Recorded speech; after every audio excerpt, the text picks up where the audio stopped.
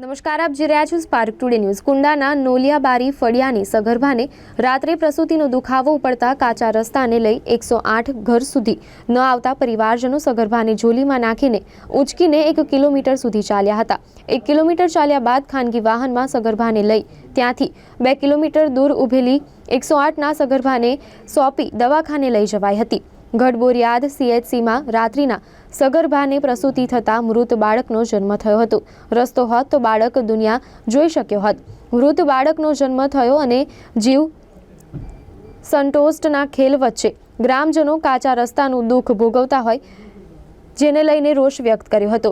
અગાઉ પણ આ જ ગામની ઘટના બની હતી કે છતાંય સરકાર દ્વારા હજુ પાકા રસ્તાની મંજૂરી અપાઈ નથી। નસવાડી તાલુકાના કુંડા ગામના નડિયાબાર ફળિયામાં ગર્ભવતી મહિલાને દુખાવો ઉપડ્યો હતો તો અમે જાતે લાકડાની જોડી બાંધીને એને 1 કિલોમીટર સુધી ઉચકીને લઈ ગયા, કારણ કે અમારા ગામમાં એમ્બ્યુલન્સ આવી શકતી નથી, રોડ રસ્તાની સુવિધા નથી। એના કારણે ખાનગી વાહનને બોલાવ્યું અને નિશાણા ગામ સુધી ઉચકીને લઈ ગયા અને ત્યાં 108 આવી નિશાણા ગામ સુધી અને 108માં બેસાડીને ગોળબોરિયાદ દવાખાને લઈ ગયા।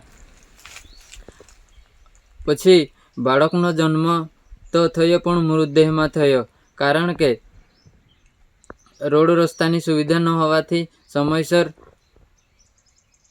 સારવાર મળી શકી નહીં। તો સરકારશ્રીને અમારે એટલું જ કહેવાનું કે અમારા ગામના રોડ રસ્તાની સુવિધા કરી આપે।